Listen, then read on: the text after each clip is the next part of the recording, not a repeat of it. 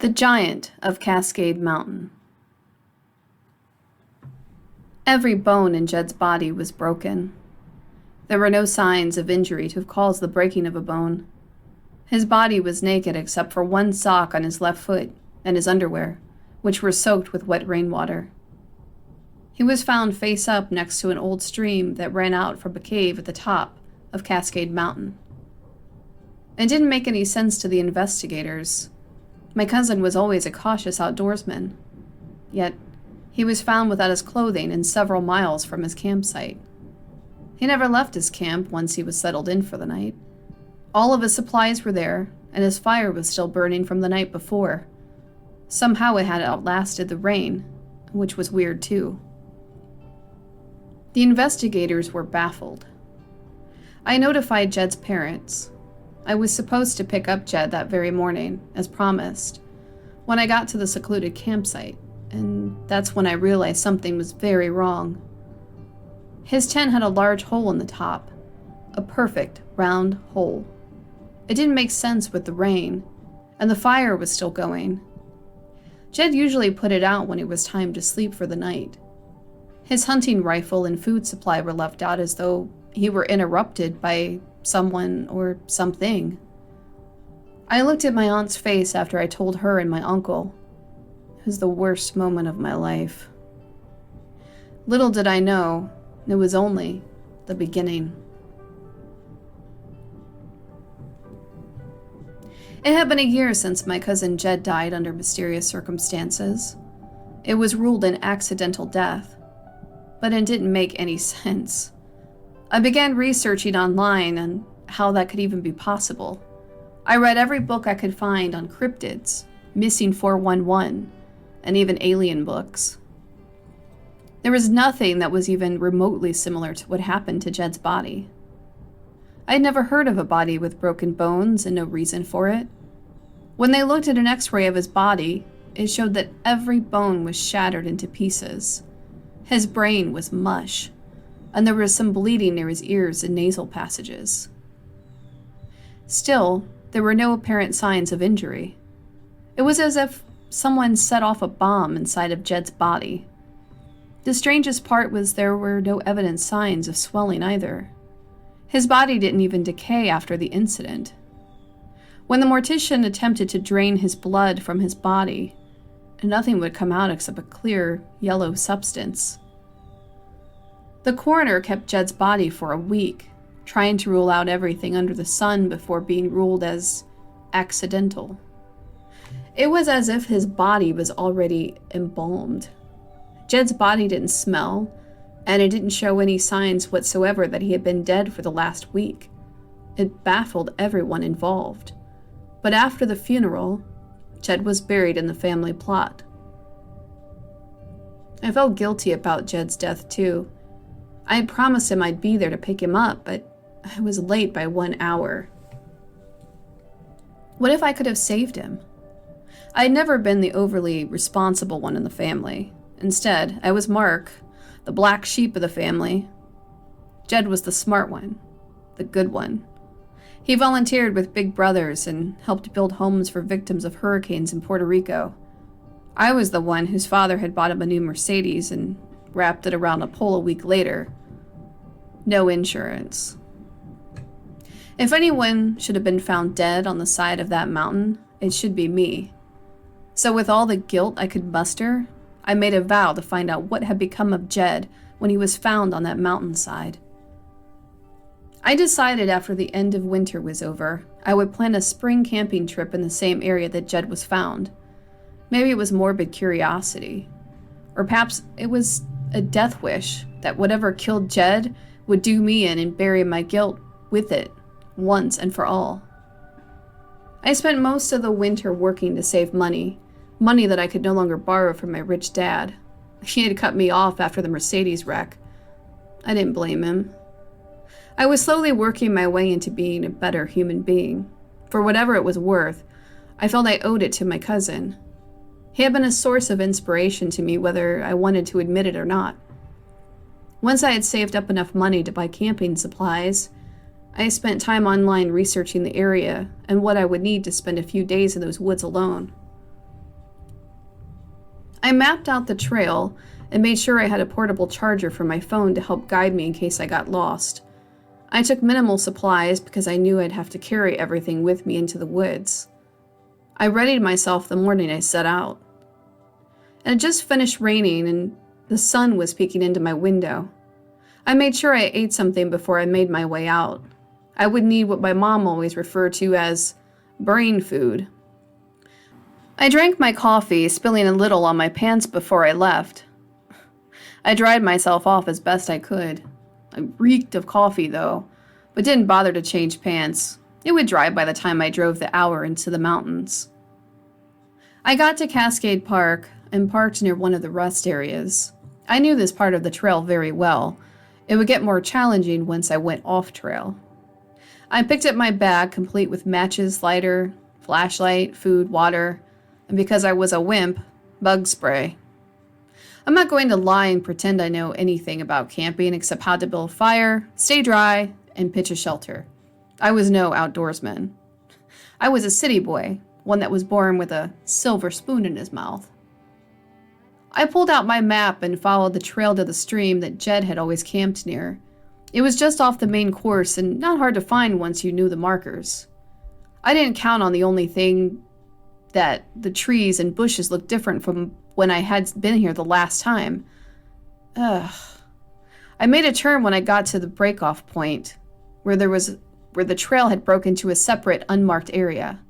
Two of the tracks were close to each other, and so I had to pick one that seemed familiar. I followed the trail as far as a mile in, when I realized I had made a wrong turn. All paths lead to close to the stream, I guess, so I may be short from the water, if anything, but I'd find it. I had come so far now. I walked for what seemed like another hour when I stopped dead in my tracks.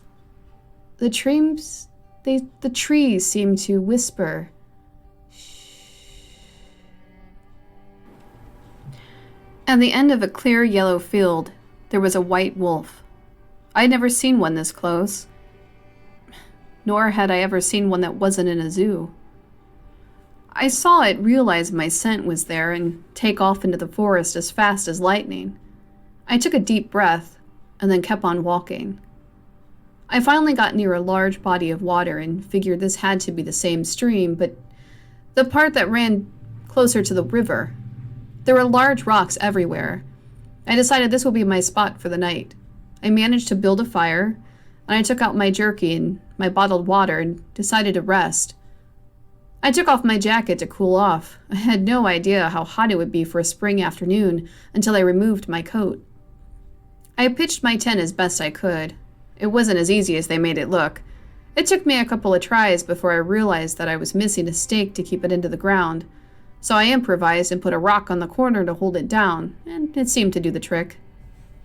I brought a book to read, High Fidelity by Nick Hornby, a personal favorite. I read about Rob and Laura's trials and tribulations until I got tired and put my fire out, crawling inside my sleeping bag, and soon I was fast asleep. I woke to the sound of something growling, and I got up to peek outside my tent. The white wolf was devouring the jerky that I had stupidly forgotten to put back inside my bag. "Scat!" I yelled, and it was gone in seconds. I got up, and sighing, made myself a packet of instant coffee. Rubbing my eyes, I looked around. I was glad I had gotten to the white wolf before he stole all of my food. Unfortunately, he'd gotten a bit more than I could spare. I'd have to hunt for my food tonight. I groaned. I ate some fruit I had packed and some nuts. I would be spending the day investigating the woods for any signs of what could have killed Jed. It may have been a wild goose chase, but part of me wanted to live as Jed did in his final moments. I needed to know what it was. I just knew in my gut that something unnatural had taken my cousin's life. It didn't make any sense the way he was found and the way his body was preserved. So I made my way out onto the trail, packing some of my supplies up. I walked around and snapped some photos of anything that looked weird or out of place. There wasn't much to be found, only the occasional giant piece of fur hanging off a tree. I guessed it was bears, and that wasn't too unnatural. After spending all day wandering around, I decided to make my way back to my campsite. When I got back, I sat down, and although hungry, I was too tired to hunt. I looked around and found some blackberries that were growing near the water. I'd eat them for now. I still had some jerky and cheese left. I'd be fine until the next morning when I packed up and went home. I lit my fire again and curled up, looking at the stars as they began to come out. It was so beautiful. There was a peace in being alone in the woods. I had to resign to the fact I would probably never know why Jed died. As I was sitting there thinking of Jed and admiring the stars, I saw him again. That lone wolf seemed to be watching me from afar. I didn't feel threatened by him. He seemed curious. I knew that wolves didn't usually attack humans, and it was the last thing I was actually worried about. He stood for a while, curious before he galloped back into the trees, disappearing. I smirked at him. If I didn't know any better, I'd think I had made a new friend. That is when I heard something that sounded like a massive metallic banging. It hurt my ears. I looked up at the treetops, and the moon seemed to be sitting on top of them, as if someone sat it there.